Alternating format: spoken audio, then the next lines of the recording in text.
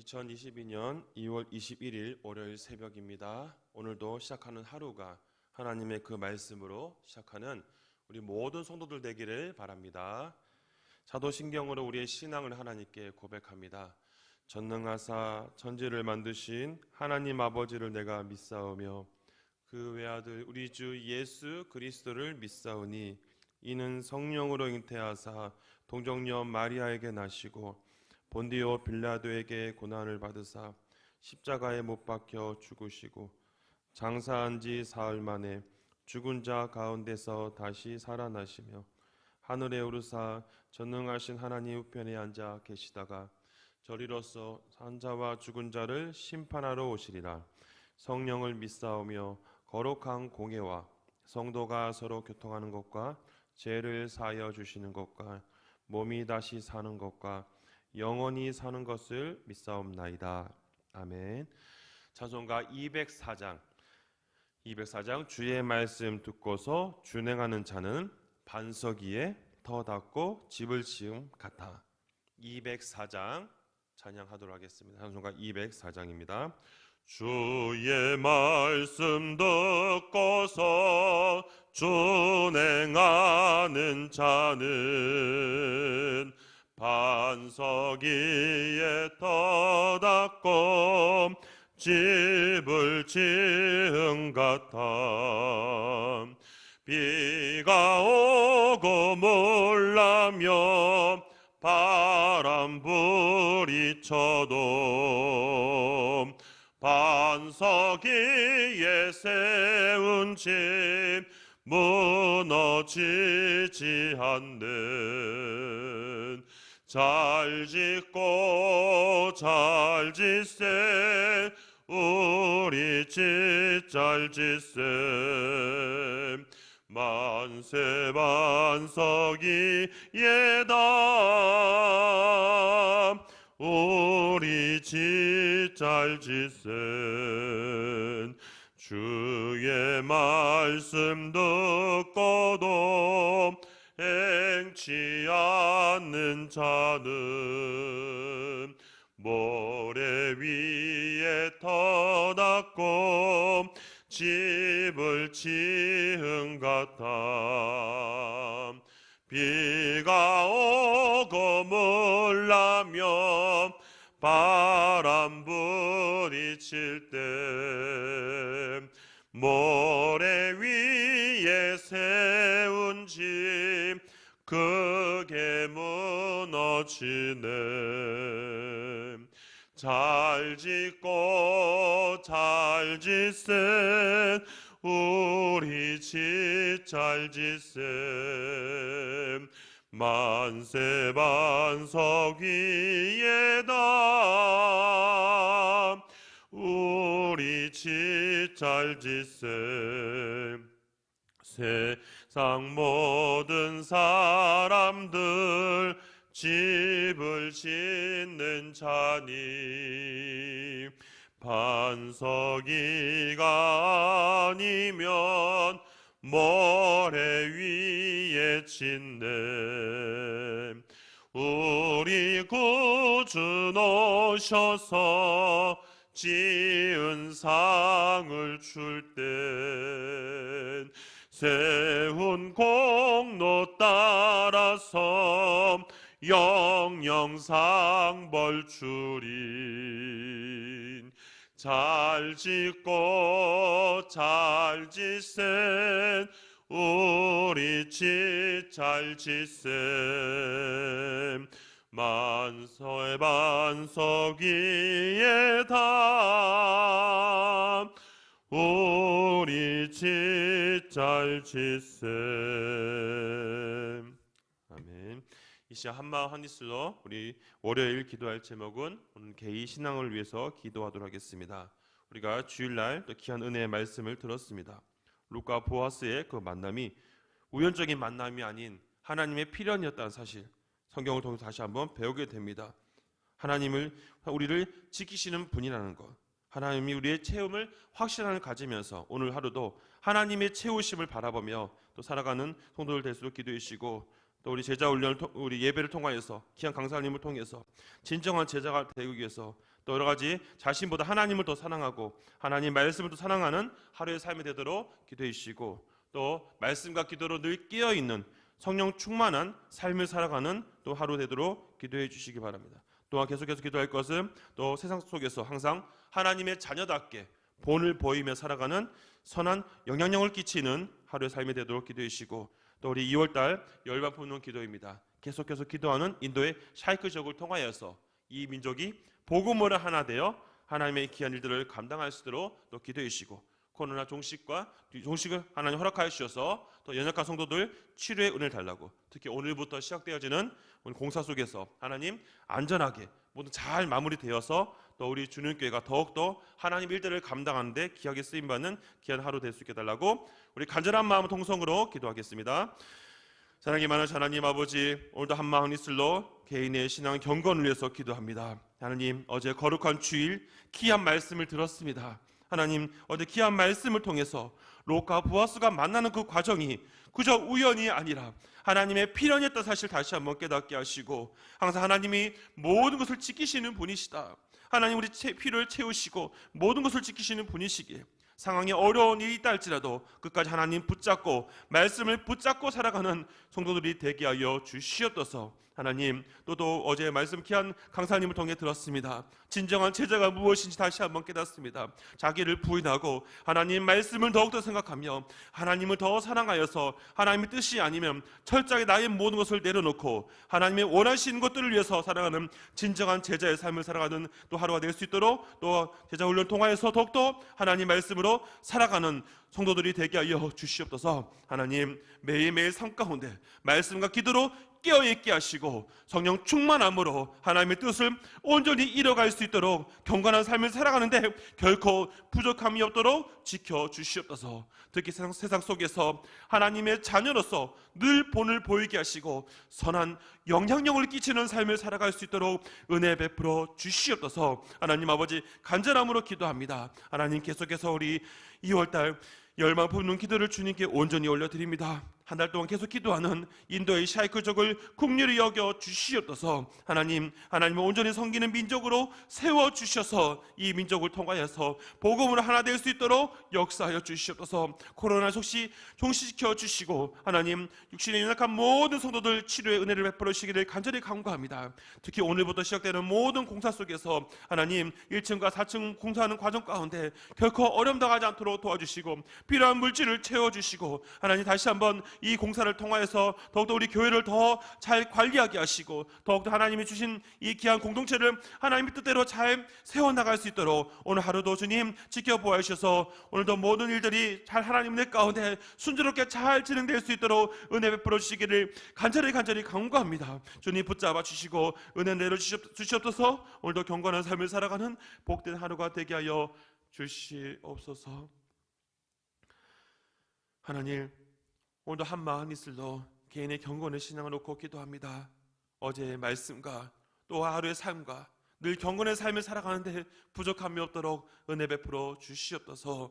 하나님, 늘 선한 영향력을 끼치는 삶을 살게 하여 주시옵소서. 하나님, 오늘도 계속해서 기도하는 열방 품는 기도 제목 통하여서 인도의 샤이크족을 기도할 때마다 주님께서 응답하셔서 이 민족이 복음을 하나 되게 하여 주시옵소서.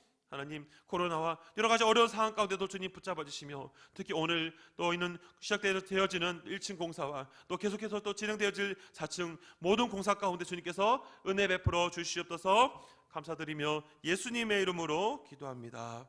아멘. 오늘 우리에게 주신 하나님 말씀 계속해서 여호수아 14장 1절에서부터 5절까지 말씀을 보도록 하겠습니다. 여호수아 14장 1절에서부터 5절입니다. 구약 341면에 있습니다. 날마다 솟는 샘물 2월 20일 월요일 말씀을 같이 보도록 하겠습니다. 1절부터 5절까지 말씀 같이 한 목소리로 합독하도록 하겠습니다. 이것은 이스라엘 자손이 가나안 땅에서 받은 기업 곧 제사장 엘르아살과 눈의 아들 여호수아와 이스라엘 자손 지파의 족장들이 분배한 것이니라.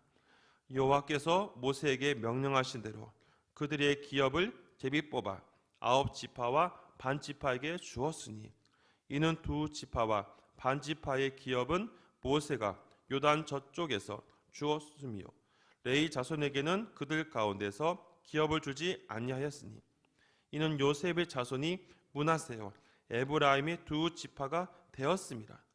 이 땅에서 레위 사람에게 아무 분깃도 주지 아니하고 다만 거주할 성읍들과 가축과 재산을 위한 목초지만 주었으니 이스라엘 자손이 여호와께서 모세에게 명령하신 것과 같이 행하여 그 땅을 나누었더라. 아멘. 우리는 어제부터 계속해서 땅 분배라는 제목들을 가지고 나눠보는데요. 어제는 우리가 기업을 주신 하나님에 대해서 살펴보았습니다. 오늘은 두 번째 제목으로 제비뽑기를 통해서 분배하시는 또 하나님의 역사를 살펴보고자 합니다. 아마 우리 성도들께서 신앙생활을 하면서 많이 들어보는 단어 중에 또 한 가지 아마 제비뽑기라는 단어들을 많이 들어보셨을 거라고 생각합니다. 저는 사실 이 제비뽑기라는 이 단어를 사실 세상에서 처음 접한 게 아니라 저는 교회에서 많이 접하였습니다. 어제 말씀드린 것처럼 어렸을 때 할머니 손에서 자라다 보니까 저희 외할아버지께서 작은 교회를 목회하시다 보면서 항상 제가 할머니 할아버지와 함께 좀 어렸을 때 살았었는데 할머니 할아버지 살아가다 보니까 그분들이 하는 삶들 제가 다는 기억하지 못하지만 몇 가지 기억하는 단어들 어제 말씀드린 것처럼 기업이라는 단어 또 뭐 제비뽑기 몇 가지 단어들이 있습니다. 어렴풋이나마 제 기억에 남는 이유가 제가 그 단어들을 많이 들었기 때문입니다. 사실 이 제비뽑기라는 단어들은 성경적인 교회에서 많이 듣다 보니까 어떤 성경적 용어라 많이 또 생각했던 적이 많이 있었습니다. 근데 제가 한번 이 제비뽑기라는 단어를 과연 이 사전적 의미, 세상에서는 이런 것들을 어떻게 설명하고 있는가라고 한번 찾아봤습니다. 설명 보니까 이 제비를 잡는다라는 의미에서 세상적인 관점에서는 이것은 뭐냐? 일종의 점을 친다. 일종의 점을 치는 인위적인 방법으로 점을 치는 의미로 설명합니다. 다시 말해서 이 세상적인 관점에서는 뭐냐면 재미 위주. 어떻게 보면은 어떤 사람이 어떤 인간적인 방법으로 즐거움을 위하거나 어떤 기분에 맞춰서 하는 그런 의미들이 제비뽑기로서 설명되어지고 있지요. 하지만 성경에서 우리가 보통 보면 이 제비뽑기라는 단어들을 많이 사용할 때가 있습니다. 사실 우리 큐티 책에서도 설명하고 있지만 이 제비뽑기라는 단어를 우리가 설명해서 보면 뭐라고 얘기했냐면 무분별하게 하지 않게 무분별하게 하지 않게 하면서 더욱더 무엇을 언급하느냐? 바로 하나님의 어떤 통치와 지혜에 따라서 나타내는 것. 다시 말하면 이 제비뽑기가 성경적 의미에서는 그것이 인간적인 방법에 의해서 사용되는 것이 아니라 바로 하나님의 어떤 뜻을 이루어가기 위해서 하나님의 어떤 목적들을 이루어가기 위해서 사용될 때를 제비뽑기를 사용한다는 것을 볼 수 있습니다. 그렇기 때문에 우리가 성경에서 제비뽑기를 사용하는 이유 그것은 바로 어떤 사람의 어떤 인간적인 방법을 제거하고 철저하게 하나님의 뜻을 나타낼 때 이 제비뽑기를 사용한다는 것이죠. 아마 성경이 여러 가지 예를 들 수 있지만 몇 가지만 우리 살펴보면 잠언 16장 33절, 18장 18절에 또 이 제비뽑기에 대해서 이런 의미가 있어요. 사람이 뽑으나 작정하는 이는 누구시냐? 바로 여호와시다라고 16장 33절에서 언급합니다. 18절에서 뭐라 합니까? 이 제비 뽑는 것은 다툼을 그치고 강한 자 사이에서 해결하는 것이다. 결국 이 주체가 누구를 말하는 겁니까? 사람을 말하는 것이 아니라 하나님이 행하시는 것이다 라고 얘기하는 것이죠. 또한 여호수아 7장에 우리가 예전에 살펴본 7장에서도 우리가 잘 알고 있는 말씀이죠. 아간이 범죄한 사실을 끌어내기 위해서 하나님이 하시는 것이 뭡니까? 지파별로 제비를 뽑는 것. 이것이 이제 14절 15절 말씀에서도 언급한 것이고요. 또 신약에서도 우리가 가장 많이 이해하는 단어가 뭡니까? 가룟 유다가 이제 그 자리를 이제 하지 못했기 때문에 하나님이 제자 가운데 한 사람을 세우죠. 바로 이 제비뽑기를 통해서 마띠아를 뽑는 장면들을 아마 다 아실 것입니다. 이 과정들은 물론 예를 들어서 몇 가지만 얘기했지만 이 내용 속에서 중요한 것이 무엇입니까? 이 제비뽑기에서 세상적인 관점이라면은 그저 그냥 인간적인 방법으로 했을 것입니다. 하지만 우리가 제가 살펴본 이 인용한 말씀들을 보면 뭡니까? 주체가 하나님이었다는 사실.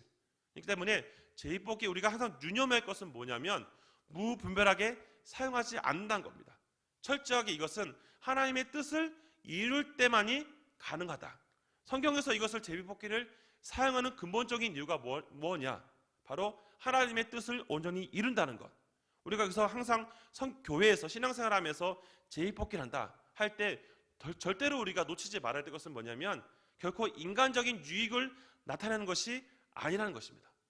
분명한 것은 하나님의 뜻이 나타나지 아니하면 그것은 그냥 처음 언급한 것처럼 세상에서 말한 것처럼 점치는 것이고 그냥 재미 위주로 될 수밖에 없다는 것을 먼저 우리가 이해하면서 오늘 말씀을 살펴보아야 됩니다. 오늘 본문은 우리가 1절부터 5절까지 짧은 구절이지요. 짧은 구절 속에서 사실 오늘 말씀을 또 분석하다 보면서 몇 가지 내용들 한번 살펴보면서 또 내용도 같이 하나님이 또 요구하신 것이 무엇인지 같이 은혜를 나누고자 합니다. 오늘 말씀들을 보다 보면 네 가지 측면에서 쭉 나눠봤습니다. 흐름을 보니까 첫 번째 리더들 통해서 또 이루시는 장면들이 1절에 언급하고 있고요. 2절에서는 이제 아까 말씀드린 이 제비뽑기를 통해서 이제 하나님 말씀에 순종하며 나아가는 것. 그리고 세 번째는 3절과 4절 속에서 사실 이 부분은 어제 우리가 살펴봤던 이 레위 지파에 관련된 부분을 또다시 언급하는 중복된 부분이 있습니다. 다만 이제 좀 더 살펴보겠지만 3, 4절에 또 내용들도 있고요. 4절은 이제 이것을 순종을 통해 이루는 그 내용이 5절 통해서 이루어지는 짧은 구절에 설명되어져 있습니다. 하나씩 살펴보면 첫 번째로는 이제 이 땅을 분배하는 과정 가운데 첫 번째는 1절에서는 리더를 통해서 행하였다라고 얘기합니다. 1절 다시 보니까 1절에 보니까 제사장 엘르아살 그리고 눈의 아들 여호수아 또 이스라엘 자손의 지파의 족장들이라고 통해서 분배하였다. 다시 말하면 첫 번째 하나님께서 그냥 무분별하게 하신 것이 아니라 1차적으로는 세우신 제사장. 여러분 엘르아살은 누구입니까? 아론의 아들이죠. 4명의 아들 가운데 한 아들이죠. 엘르아살을 또 세웠고 또 이제 지도자로서는 여호수아 또 족장들의 대표들을 통해서 행하신 것을 1절이 설명합니다. 그래서 그들을 뽑아서 두 번째로 하는 건 뭐냐? 아까 말씀드린 대로 하나님의 뜻을 이루기 위해서 분배하는 장면이 2절의 말씀 가운데 있는데요. 우리 2절 말씀 같이 한번 우리 보도록 하겠습니다. 2절 말씀 읽겠습니다. 시작. 여호와께서 모세에게 명령하신 대로 그들의 기업을 제비 뽑아 9지파와 반지파에게 주었으니.